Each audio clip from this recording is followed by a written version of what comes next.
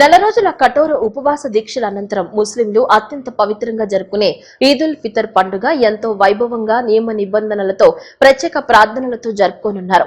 శుక్రవారం నెలవంక దర్శనం ఇవ్వడంతో నెల రోజుల నుంచి చేస్తున్న కఠిన ఉపవాసాలను ముస్లింలు నమాజుతో విరమించారు. లోక సంక్షేమం కోసం రంజాన్ పండుగ పర్వదినాన్ని పురస్కరించుకుని ప్రత్యేక ప్రార్థనలు చేశారు. పవిత్రమైన రంజాన్ పండుగ పర్వదినం సందర్భంగా నగరపాలక సంస్థ ఇందిరాగాంధీ మున్సిపల్ స్టేడియంలో ముస్లిం Eidgah committee general secretary Sheikh Munir Ahmed ఆధ్వర్యంలో ఈదుల్ ఫిత్ర్ నమాజ్ నిర్వహించారు. రంజాన్ పండుగ సందర్భంగా ముస్లిం పెద్దలు ఈద్ నమాజ్ ఉర్దూ తెలుగులో ప్రసంగించారు. ప్రత్యేక ప్రార్థనలకు వైఎస్ఆర్సీపీ పార్టీ ఎన్టీఆర్ జిల్లా అధ్యక్షులు దేవినేని అవినాష్, ఆంధ్రప్రదేశ్ దూదేకల కార్పొరేషన్ చైర్మన్ నాగుల్ మీరా హాజరయ్యారు. రంజాన్ ప్రార్థనలు ప్రతి ఒక్కరిలో అల్లా భక్తిభావాన్ని పెంచే విధంగా సందేశాలిచ్చారు. ముస్లింలు ఫిత్రాలు, జకాతులు ప్రత్యేక ప్రార్థనలు చేసే ముందు పేదలకు అందజేశారు. ఈదుల్ ఫితర్ నమాజ్ ను పురస్కరించుకుని పిల్లలు, పెద్దలు కొత్త దుస్తులు ధరించి సామూహికంగా ప్రార్థనలు చేశారు. ప్రతి సంవత్సరం గల ఈద్గా కమిటీ వరక ఆధ్వర్యంలో ఇందిరాగాంధీ స్టేడియంలో వేలాది మంది ముస్లిం సోదరులు రంజాన్ ప్రార్థనలు చేసి ఆ ఒక రంజాన్ పండుగ జరుపుకోవడం జరుగుతుంది. నేను గల దాదాపుగా 10 సంవత్సరాల నుంచి ఈ యొక్క వేడుకలో ఈ యొక్క ప్రార్థనలో పాల్గొనటం, పార్టీలకు అతీతంగా, కులాలకు అతీతంగా, మతాలకు అతీతంగా ఎవరైతే సోదరులు ఉన్నారో ప్రతి ఒక్కరిని గారు ఆహ్వానించి వాళ్ళతో పాటు పండగ జరుపుకునే విధంగా మాకు అన్ని విధాలుగా సహకరిస్తున్న ఈద్గా కమిటీ సభ్యులకు కానివ్వండి, మా ఒక మైనార్టీ సోదరులందరికీ గారా ప్రత్యేకంగా రంజాన్ శుభాకాంక్షలు తెలియజేస్తూ ఆ అల్లా ఒక దీవెనలతో ప్రతి ఒక్కరి గారు సంతోషంగా ఉండాలని చెప్పని, ప్రతి ఒక్కరి గారు వాళ్ళ ఒక పిల్లలు ఇదితో ఉన్నతమైన స్థానంలోకి వెళ్ళాలని చెప్పని విజయవాడ అదేవిధంగా రాష్ట్ర ముస్లిం సోదరిమణులకు రంజాన్ శుభాకాంక్షలు తెలియజేస్తుంది. మరీ ముఖ్యంగా ఇంత ఘనంగా ఈ యొక్క వేడుకల్ని, ఈ యొక్క ప్రార్థనల్ని ప్రతి సంవత్సరం గారా ఎటువంటి ఇబ్బంది లేకుండా నిర్వహించే కమిటీ సభ్యులకి మా ఒక ప్రత్యేకమైన అభినందనలు, ధన్యవాదాలు తెలుపుకుంటూ సెలవు తీసుకుంటున్నాను. ప్రతి సంవత్సరం కూడా ఇక్కడ ఇందిరాగాంధీ మున్సిపల్ స్టేడియంలో రంజాన్ పండుగను జరుపుకోవటం ఎంతో అదృష్టంగా భావిస్తున్నాము. ఎందుకంటే ఇక్కడ చాలా అత్యధిక మంది ఇక్కడ పాల్గొంటారు. అయితే ఈ రంజాన్ మాసం అంటే ఈదుల్ ఫితర్ అంటారు. ఈదుల్ ఫితర్ అంటే ఈద్ అంటే పండుగ, ఫితర్ అంటే దానం, దానాల పండుగ అని అంటారు. అదేవిధంగా ఏదైతే రోజా ఉందో అరబ్బీలో సౌమ్ అంటారు. సౌమ్ అంటే నిలిపివేయటం, నిలబడటం, ఆపివేయటం. ఏ విధంగా అయితే రోజాలో ఆగిపోతారో, ఏదైతే పొద్దున్న 4 కాడ నుంచి సాయంత్రం 6 వరకు భోజనం కానీ, నీరు కానీ, అదేవిధంగా మాటలతో కానీ ఎవరికన్నా ఇబ్బంది పెట్టడం కానీ, లేదంటే మీ చేతుల ద్వారా కానీ కాళ్ళ ద్వారా కానీ మీరు ఎవరిని ఇబ్బంది పెట్టకుండా ఆ నిష్ఠతో ఆ 30 రోజులు ఉపవాసాలు పాటిస్తారు. ఆ ఉపవాసాలు పాటించడానికి కారణం ఏదైతే దివ్య గ్రంథం సర్వమానవాళికి కోసం అవతరించిందో, దివ్య గ్రంథం ఖురాన్ అయితే అవతరించిందో దానికి కృతజ్ఞతా భావంగా ఈ రోజు రంజాన్ పండుగ జరుపుకోవటం జరుగుతుంది. అధికారం పోయినా ఇంకా అదే మదంతో వైసీపీ నాయకులు మాట్లాడుతున్నారని, అందుకు నిదర్శనమే రోజా వ్యాఖ్యలు అని మంత్రి సవిత చెప్పారు. ఓడిపోయాక రోజా బుద్ధి మారిందని అనుకున్నాం, కానీ ఇంకా నీచంగా మాట్లాడమే అజెండాగా పెట్టుకుందని తెలిపారు. రోజాకు భువనమ్మ గురించి, నారా వారి కుటుంబం గురించి మాట్లాడే అర్హత ఉందా అని ప్రశ్నించారు. హిందువులమని నటించేందుకు మీలా మాకు సినిమా సెట్టింగ్లు వేసుకునే అవసరం లేదని ఎద్దేవా చేశారు. రోజా గారు, భువనమ్మ గారు ఉగాది వేడుకల్లో ఎక్కడ పార్టిసిపేట్ చేయలేదు అని మాట్లాడారు. రోజా గారు, మీరు భువనమ్మ గారి గురించి కానీ నారా వారి కుటుంబం గురించి మాట్లాడే అర్హత మీకు లేదు. ఈరోజు మీలాగా మాకు సినిమా సెట్టింగ్ చేసుకోవాల్సిన అవసరం మాకు లేదు. మరి గతంలో ఏదైతే ముఖ్యమంత్రి చంద్రబాబు నాయుడు గారు పనిచేశారో, మరి ఆయన జీవిత కాలంలో ఎన్ని దేవాలయాలు కుటుంబ సమేతంగా వెళ్ళారో, అంతేకాకుండా కలియుగదైన వెంకటేశ్వర స్వామి దర్శనానికి మరి మేడం గారితో, భువనమ్మ గారితో కుటుంబ సమేతంగా ఎన్నిసార్లు వెళ్ళారో, ఎన్నిసార్లు ప్రభుత్వం తరఫున కూడా మరి పట్టు వస్త్రాలు సమర్పించారో ఒక్కసారి చూడమ్మా రోజమ్మ. మీరు మాట్లాడతారా? మీరు 5 సంవత్సరాలు ముఖ్యమంత్రిగా మీ నాయకుడు జగన్మోహన్ రెడ్డి గారు ఉన్నప్పుడు మీరు ఏ దేవాలయాన్ని కన్నా కానీ కుటుంబ సమేతంగా, సతీ సమేతంగా మీరు పట్టు వస్త్రాలు ఏ దేవాలయంలోనే సమర్పించారా? మీరు ఈరోజు మరి హిందువుల గురించి, దేవాలయాల గురించి మాట్లాడే అర్హత మీకుందా రోజమ్మ? అంతేకాకుండా ప్రజలందరికీ తెలుసు, మరి నారా దేవాంశ్ జన్మదినం రోజు మరి అన్నదాన కార్యక్రమం కూడా ప్రతి సంవత్సరం జరుగుతుంది. మేము తెలియజేసేది ఒకటే, మీకు హిందువుల పైన కానీ వెంకటేశ్వర స్వామి పైన కానీ నమ్మకం ఉంటే మీరు వెళ్ళి కుటుంబ సమేతంగా వెళ్ళి మీరు డిక్లరేషన్ ఇచ్చి వెంకటేశ్వర స్వామి దర్శనం చేసుకోండి.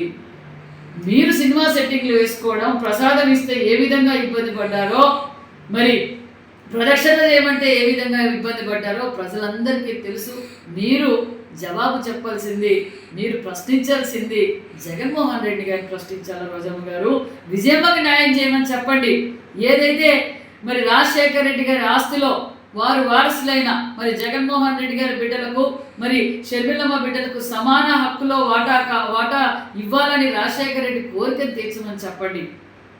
సునీతమ్మ గారి కోరికను తీర్చండి. షర్మిలమ్మ గారి గురించి ఆలోచించండి. ముందు మీ జగన్మోహన్ రెడ్డి గారి సినిమా సెట్టింగ్ లాగా ఇవన్నీ మానేసి విజయమ్మకి మరి చెప్పమ్మా రోజమ్మ, మా బోనమ్మ గురించి మాట్లాడే అర్హత మీకుందా? ఈరోజు వేలాది మందికి ఉపాధి చూపిస్తూ ఎంతోమందికి వైద్యరీత్యా కావచ్చు, విద్యరీత్యా కావచ్చు, సేవ రూపంగా కావచ్చు, ఎంతో వేలాది మందికి ఈరోజు ఉపాధి చూపిస్తున్న బోనమ్మ గారి గురించి నీ రాజకీయాల కోసం బోనమ్మ గారిని లాగుతావా? నీ డైవర్షన్ పాలిటిక్స్ కోసం, నీ ఉనికి కోసం మీరు బోనమ్మ గారి గురించి మాట్లాడే అర్హతే లేదు రోజమ్మ అనే విషయం కూడా తెలియజేస్తుంది. చేనేతకు చేయూతే లక్ష్యంగా చేనేత కార్మికులకు మెరుగైన మార్కెటింగ్ అవకాశాలు కల్పించి ప్రోత్సహించేందుకు వీలుగా దేశంలోని ప్రముఖ చేనేత ఉత్పత్తులను ఒకే వేదికపైకి తీసుకొచ్చి గాంధీ బునకర్ మేళాను ప్రభుత్వం ప్రోత్సహిస్తుందని ఎన్టీఆర్ జిల్లా కలెక్టర్ డాక్టర్ లక్ష్మీషా చెప్పారు. ఎన్టీఆర్, కృష్ణా జిల్లాలతో పాటు పొరుగు జిల్లాల వస్త్ర ప్రేమికులు కూడా చేనేత వస్త్రాల విలువ, విశిష్టతను గురించి ఈ మేళాను సద్వినియోగం చేసుకుని చేనేత కళను, చేనేత కార్మికులను ప్రభుత్వం ప్రోత్సహిస్తుందని పేర్కొన్నారు. కేంద్ర ప్రభుత్వ ప్రాయోజిత గాంధీ బునకర్ మేళాను కలెక్టర్ డాక్టర్ జి లక్ష్మీషా అధికారులతో కలిసి విజయవాడలోని శ్రీ శేషసాయి కళ్యాణ వేదికలో ప్రారంభించారు. తెలుగు రాష్ట్రాలతో పాటు తమిళనాడు, ఉత్తరప్రదేశ్, మధ్యప్రదేశ్, గుజరాత్, హర్యానా తదితర రాష్ట్రాల చేనేత సంఘాలు, చేనేత సంస్థల ద్వారా ఏర్పాటు చేసిన 115 స్టాళ్లను సందర్శించారు. చేనేత ఎగ్జిబిషన్ లో ఏర్పాటు చేసిన మగ్గంపై కలెక్టర్ ప్రత్యేకంగా దుస్తులను తయారు చేశారు. చేనేత కళాకారుల నుంచి వస్త్రాలు ఎలా తయారు చేస్తారు అనే అంశంపై వివరాలను అడిగి తెలుసుకున్నారు. ఈ సందర్భంగా మాట్లాడుతూ వివిధ రాష్ట్రాల నుంచి 112 చేనేత సంఘాలు, చేనేత సంస్థల స్టాళ్లు మేళాల్లో ఉన్నాయని, రాష్ట్రం నుంచి 47 చేనేత సంఘాలు పాల్గొన్నాయని వివరించారు. ఎన్టీఆర్, కృష్ణా జిల్లాలతో పాటు పొరుగు జిల్లాల వస్త్ర ప్రేమికులు కూడా చేనేత వస్త్రాల విలువ, విశిష్టతను గుర్తించి ఈ మేళాను సద్వినియోగం చేసుకుని చేనేత కళను, చేనేత కార్మికులను ప్రోత్సహించాలని కోరారు. వినూత్న డిజైన్లతో అద్భుతమైన చేనేత వస్త్రాలకు గాంధీ బునకర్ మేళా వేదికగా నిలుస్తోందని, ప్రతి ఒక్కరూ ఈ మేళాను సద్వినియోగం చేసుకోవాలని జిల్లా కలెక్టర్ అన్నారు.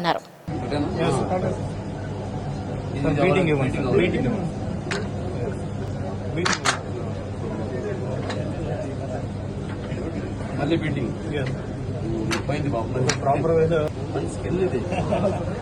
మళ్ళీ బీటింగ్ లేదు సార్, పిక్ చేయాలి, పికింగ్ బీటింగ్ ఫస్ట్ బీటింగ్ కూర్చుంటుంది ఇలాగా. భారతదేశం అభివృద్ధి, మానవాళి సంక్షేమం కోసం అమరావతి రాజధాని అభివృద్ధి చెందాలనే సంకల్పంతో పవిత్రమైన రంజాన్ పండుగ పర్వదినాన్ని పురస్కరించుకుని ప్రత్యేక ప్రార్థనలు చేయడం జరిగిందని ఉర్దూ అకాడమీ చైర్మన్ షుబ్లీ తెలిపారు. గత 10 సంవత్సరాల నుంచి ఇందిరాగాంధీ మున్సిపల్ స్టేడియంలో భక్తి శ్రద్ధలతో రంజాన్ పండుగ ప్రార్థనలను నిర్వహించుకుంటున్నామని చెప్పారు. గత 10 సంవత్సరాల నుంచి ఎత్తుగా కమిటీ ఆధ్వర్యంలో ఈ ప్రత్యేక ప్రార్థనలకు నగరంలో ఉన్న వివిధ రాజకీయ పార్టీ నాయకులు హాజరవడం ఎంతో ఆనందంగా ఉందని పేర్కొన్నారు. ప్రార్థనలో పాల్గొన్న టీడీపీ నేత నాగుల్ మీరా, బీజేపీ నేత సయ్యద్ బాషా, మాజీ కార్పొరేటర్లు పాల్గొన్నారు. ఈ రోజు వేలాదిగా మనుషులందరూ, ప్రజలందరూ కూడా విచ్చేశారు. ఈ సందర్భంగా ఏమిటంటే రంజాన్ అనేది పవిత్రమైనటువంటి దివ్య గ్రంథం ఆవర్తించినటువంటి నెల.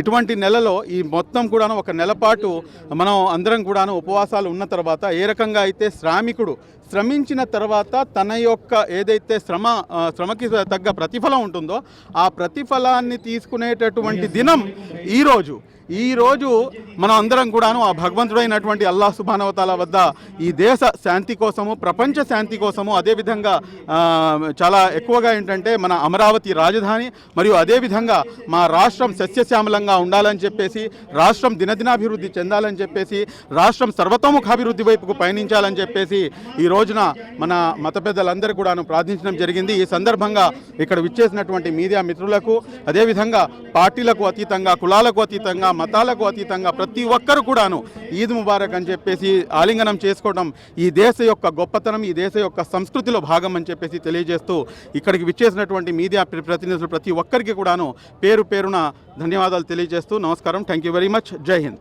కృష్ణా జిల్లాలో దొంగలు బీభత్సం సృష్టించారు. తాడిగడపలోని మేడసాని వారి వీధిలో భారీ చోరీ జరిగింది. ఇంట్లో ఎవరూ లేని సమయంలో దుండగులు వెనుక కిటికీ కట్ చేసి లోపలికి ప్రవేశించి నగదు, బంగారు ఆభరణాలు దోచుకెళ్లారు. ఇక అదే వీధిలో మరో ఇంట్లో దొంగతనానికి ప్రయత్నించగా ఇంటి సభ్యులు మేల్కొనడంతో నిందితులు పరారయ్యారు. ఘటనా స్థలానికి చేరుకున్న పోలీసులు కేసు నమోదు చేసి దర్యాప్తు చేపట్టారు.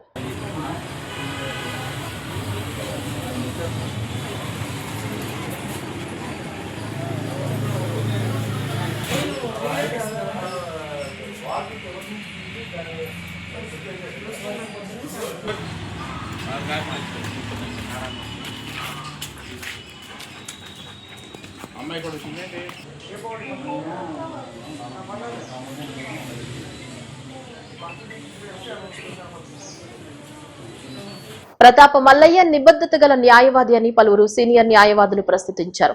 పేదల పక్షాన అనేక కేసులను వాదించిన ఆయనపై కోకా యాక్ట్ కూడా నమోదు కావటం ఆయన పోరాట పటిమకు నిదర్శనమన్నారు. మల్లయ్య మరణం ఆయన కుటుంబానికే కాక బార్ అసోసియేషన్ కు కూడా తీరని లోటని పేర్కొంటూ ఘనంగా నివాళులర్పించారు.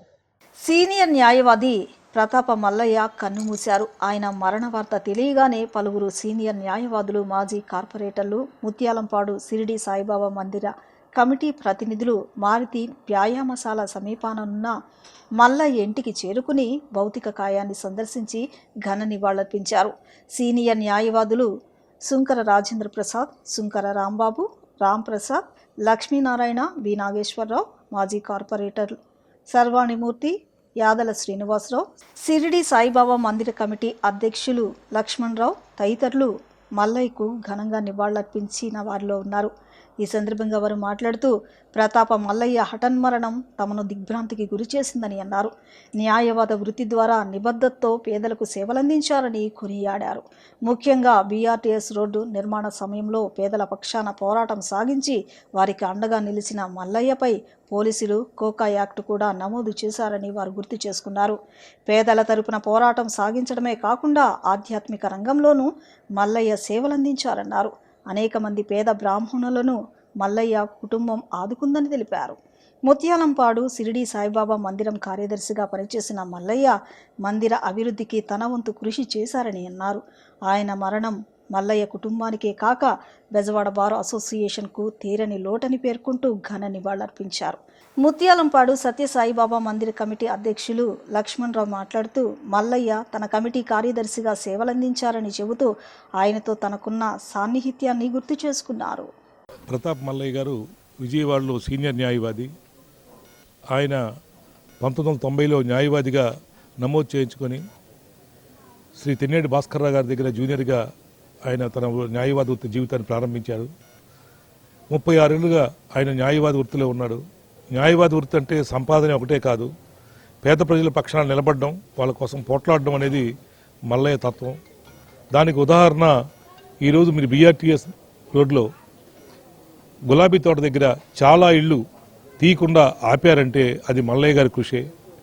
వాళ్ళ ఇళ్లని ప్రభుత్వం వారు తీసివేస్తామంటే కోర్టులో దావాలు నడిపి వాళ్ళందరికి కూడా ఆశ్రయం కల్పించిన గొప్ప పోరాట యోధుడు మా మల్లయ్య. పేద ప్రజల కోసం ఎవరైనా పోట్లాడి వాళ్ళ మీద అక్రమ కేసులు పెడితే, ధర్నా కేసులు పెడితే ఉచితంగా కేసులు చేసి వాళ్ళ తరపున వాదించి వాళ్ళని నిర్దోషిగా విడుదల చేయడంలో తన వంతు కృషి చేశాడు. ఈ విధంగా ప్రభుత్వం చేస్తున్న చట్ట వ్యతిరేక కార్యక్రమాలకి వ్యతిరేకంగా న్యాయవాద వృత్తిలో పోరాడుతున్న మల్లయ్య మీద కోకా యాక్ట్ కూడా ప్రభుత్వం వారు కేసు పెడితే మా బార్ అసోసియేషన్ మొత్తం విజయవాడ బార్ అసోసియేషన్ న్యాయవాదులు అందరం కూడా కలిసి ఉద్యమించి ఆ కేసు ఉపసంహరించేదాకా మేము పోట్లాడాము. మా అందరికీ సహచరుడు. చాలాసార్లు ఏదో ఒక విషయంలో ఎవరో ఒకళ్ళు ఏదో వివాదాస్పదంగా ఉంటారు. అస్సలు ఎటువంటి వివాదాస్పదం కాని వ్యక్తి ఆయన. దాదాపు మొత్తం న్యాయవాదులు అందరూ ఆయన ప్రేమిస్తారు. ఆయన్ను వాళ్ళు ప్రేమించడమే కాదు, ఆయన క్లయింట్స్ ఆయన ప్రేమించడంలో ఆశ్చర్యం లేదు. చాలాసార్లు ఆయన వ్యతిరేక క్లయింట్స్ కూడా ఆయన ప్రేమిస్తారు. అంటే ఆ సాఫ్ట్నెస్, ఆ మంచితనం, మర్చిపోలేని స్నేహం, అది దాదాపు అది మనం ఊహించలేనటువంటి విషయం. ఆయన విద్యార్థి రంగంలో తనకంటూ ఒక స్థాయి ఏర్పరచుకున్నారు. తర్వాత ఒక న్యాయవాదిగా ఒక అద్భుతమైన స్థాయిలో చాలా సిన్సియర్గా పర్ఫెక్ట్ అడ్వకేట్ అనిపించుకున్నారు. అలా ఆధ్యాత్మిక రంగంలో కూడా తనకంటూ ఒక స్థాయి ఏర్పరచుకున్నారు. ఎప్పటికి కూడా మర్చిపోలేని చాలా గొప్ప పర్సనాలిటీ. నిజంగా ఆయన నాకు బాగా జూనియర్ 2 years. చాలా చాలా మంచి వ్యక్తి. నిజం పోగొట్టుకోవడం అంటే నిజంగా మాకు, మా బార్ అసోసియేషన్కి, న్యాయవాద లోకానికి కూడా చాలా నష్టం. ఆయన కుటుంబానికి బాధాతప్త ఉదయంతో మేము అందరం కూడా ఆయనకి ఆశీర్వాదాలు అర్పిస్తున్నాం. మా బెజవాడ బార్ అసోసియేషను ఒక సీనియర్ న్యాయవాదిని కోల్పోయింది. ఆయన నిన్నటిదాకా ప్రాక్టీస్లో ఉన్నారు. నిన్న మా ముందు, ఎందుకంటే బార్ అసోసియేషన్లో మొదట ఒక బల్ల ఉంటుంది, ఎప్పుడు అక్కడే కూర్చునేవారు. అందరికీ సలహాలు, సంప్రదింపులు ఆయన ద్వారా వెళ్ళేవి. అలాగే ఏ కోర్టులో కూడా వివాదం అనేది ఆయనకు ఉండదు. ఎక్కడన్నా ఏదన్నా ఆఫీసర్తో ఏదన్నా కొంచెం ఇదైనా చాలా చక్కగా చెప్పేవాళ్ళు. ఎక్కువ క్రిమినల్ కేసులు చేసేవారు.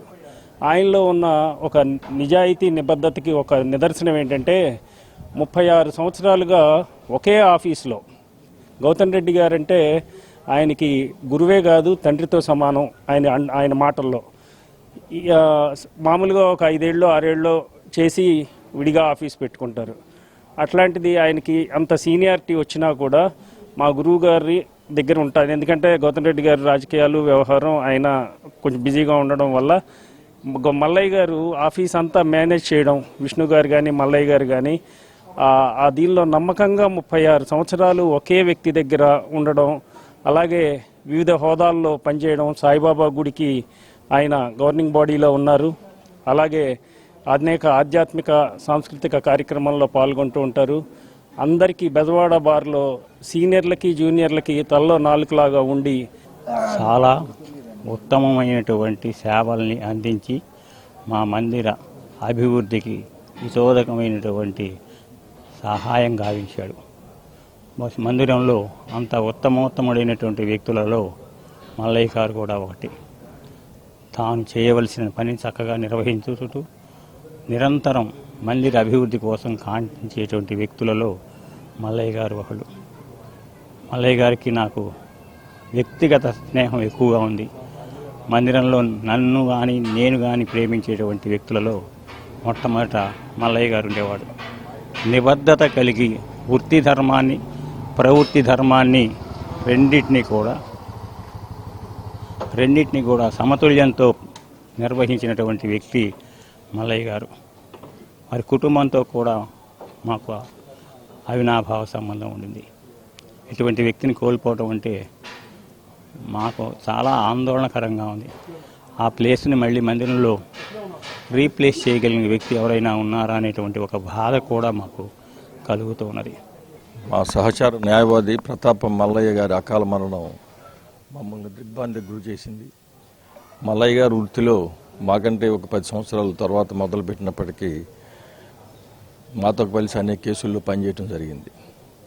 ఆయన వృత్తిలో చేస్తూనే దాదాపు ఈ పోలీసుల చర్యలకు వ్యతిరేకంగా నిలబడినందుకు కోకా యాక్ట్ కింద కూడా ఆయన మీద కేసులు బనాయించడం జరిగింది. వాటిని ఎదుర్కొని ఆయన కూడా నిలబడటం జరిగింది. బాగా ఆఫీసులో మాతో పాటు అసోసియేట్ అవుతూ, కోర్టులో కూడా మాతో పాటు అసోసియేట్ అవుతూ మాతోనే సెయిల్ అయ్యారు. ఆయన వృత్తి పట్ల ఉన్నటువంటి ఆయన యొక్క దీక్ష, అదేవిధంగా ఏమాత్రం భయం లేకుండా పౌర హక్కులను కాపాడాలని పోలీసులకు వ్యతిరేకంగా పోరాటం చేసేటువంటి వాటిల్లో కూడా మాతో పాటు కలిసి వచ్చినటువంటి ఘటనలు నాకు ఇప్పటికీ గుర్తొస్తూ ఉన్నాయి. కోకా యాక్ట్ పెట్టి ఆయన జైల్లో పెట్టాలని పోలీసులు విశ్వ ప్రయత్నం చేసినప్పటికీ దాన్ని విఫలం చేశాం.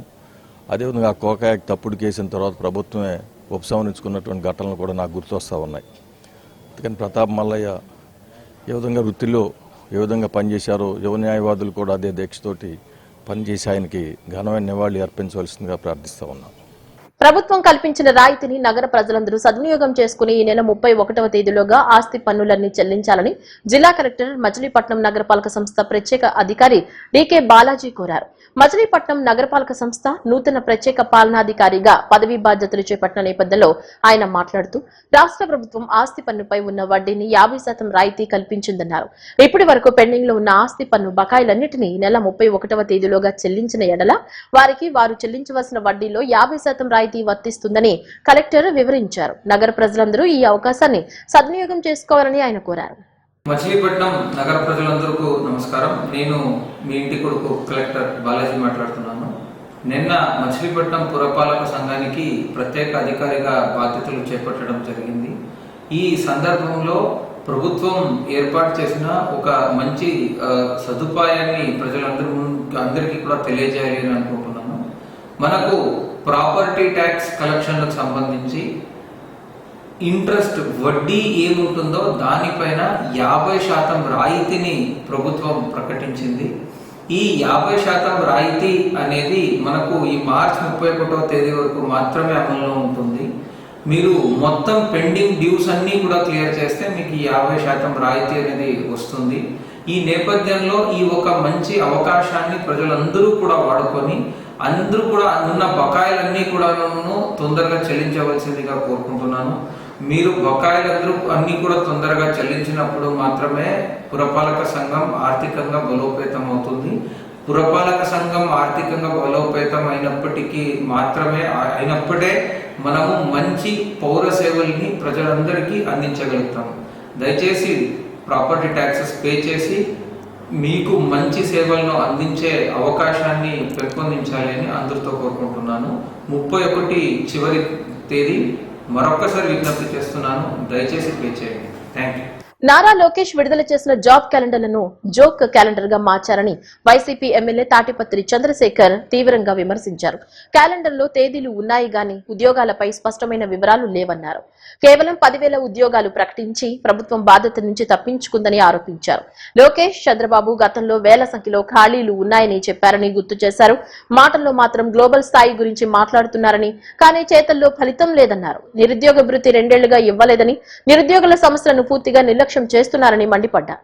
మొదటి సంవత్సరమే జాబ్స్ ఇస్తాము, 20 లక్షల ఉద్యోగాలంటే సంవత్సరానికి 5 లక్షల ఉద్యోగాలు లేదా కనీసం 4 లక్షల ఉద్యోగాలు ఇస్తే తప్ప ఇచ్చేటటువంటి పరిస్థితి ఉండదు అని ప్రజలందరూ ఎదురు చూశారు. మరి లాస్ట్కి వచ్చేటప్పటికి 10,000 ఉద్యోగాలు ఇస్తే మీరే కదా గతంలో చెప్పారు చాలా ఉద్యోగాలు ఖాళీలు ఉన్నాయి, మేము వస్తే ఖచ్చితంగా భర్తీ చేస్తాం, ఈ వైఎస్ఆర్ కాంగ్రెస్ పార్టీ ప్రభుత్వం వాళ్ళని విస్మరిస్తుందని మా ప్రభుత్వంలో మీరే కదా బాబు గారు, లోకేష్ గారు, పవన్ బాబు గారు వ్యాఖ్యలు చేశారు. గ్రూప్ 1, 2లో దాదాపు 2,000 ఉద్యోగాలు ఖాళీ ఉన్నాయని, ఇంజనీరింగ్ విభాగంలో 20,000 ఉద్యోగాలు ఖాళీ ఉన్నాయని, టీచర్ విభాగంలో టీచర్స్ 25,000 ఉద్యోగాలు ఖాళీ ఉన్నాయని ఆ రోజు చెప్పారు కదా. మీ మాటలు చెప్పినటువంటి మాటలు కదా ఇవి. మరి ఈ ఉద్యోగాలు ఏమైపోయాయి? ఇవి ఖాళీలు లేవా? ఇవి కాకుండా జిల్లా పరిషత్ ఆఫీసుల్లో ఖాళీలు ఉన్నాయి, దాంతో పాటుగా అనేక ప్రభుత్వ రంగ సంస్థల్లో ఖాళీలు ఉన్నాయి. వీటన్నిటిని పట్టలేదా? ఇవన్నీ ఇచ్చే బాధ్యత మీది కాదా? మాటల్లో మాత్రం ఐటీ మంత్రి గారు గ్లోబల్ లెవెల్ మాటలు మాట్లాడుతూ ఉంటాడు, గ్రౌండ్ లెవెల్లోకి వస్తే ఉట్టి చేతులు చూపిస్తూ ఉంటాడు ఆకాశాన్ని. అరచేతిలో వైకుంఠం చూపించేటటువంటి కార్యక్రమాలు. అంతన్నాడు ఇంతన్నాడు లోకేష్ బాబు గారు ఎంతో చేస్తాడనుకుంటే మూలనున్న ముంతన్నాడు అన్నట్టుగా ఉంది ఇతని వ్యవహారం. వాస్తవాలకి ఏ మాత్రం పొంతన పోలిక లేనటువంటి విధంగా ఇతని వ్యవహారం సాగుతూ ఉంది. ఆ రోజు నారావారు ఈ రోజు నీరో వారయ్యారు. నీరో చక్రవర్తి ఏ విధంగా ఫిడేలు వాయించుకున్నాడో ఈ రోజు రాష్ట్రంలో నిరుద్యోగుల పరిస్థితి అధ్వాన్నంగా ఉంటుంటే ఈ పెద్ద మనిషి కూడా ఫిడేలు వాయించుకుంటా ఉన్నాడు. ఈయన నారావారు కాదు నీరో వారు అని ప్రజలందరూ చర్చించుకుంటున్నారు. ఈ రాష్ట్రంలో నిరుద్యోగ భృతి కింద 20,000 కోట్ల రూపాయలు బాకీ. ఈ బాకీకి సంబంధించి ఏం మాట్లాడాడు? ఇవ్వడు. 3 సంవత్సరాలు మడిసేశాడు, మడిసి మూలన పెట్టేశాడు బడ్జెట్లో. ఇతని మాటలు చూస్తే కోటలు దాటుతూ ఉంటాయి. ఇతను చేసేటటువంటి కార్యక్రమాలు చూస్తే ప్రజల జీవితాలతో బంతాట ఆడుకుంటూ మనకు కనపడతా ఉంటాడు. ఈ గ్లోబల్ లెవెల్లో మాట్లాడేటటువంటి మనిషి ఈ లోకేష్ గారికి జ్ఞానం తక్కువ. ఎందుకంటే చదువుకున్న వ్యక్తి కాదు ఇతను, చదువు కొన్న వ్యక్తి. నేను అనట్లేదండోయ్, ఆయన్ని ఆ కోలా మోహన్ గారు అనేటటువంటి వ్యక్తి, ఆయన మాటల్లో ఒకసారి మనం ఈయన చదువు గురించి, ఈయన వ్యవహారాల గురించి ఒకసారి గుర్తు చేసుకుంటే వారన్న మాటలేంటో తెలిసిపోతుంది. అలాగే నందమూరి లక్ష్మీపార్వతి గారు కూడా ఈ 10వ తరగతి ఈ మహానుభావుడు ఎంత పాస్ అయ్యాడో కూడా చెప్పింది. బులెటిన్లో షార్ట్ బ్రేక్.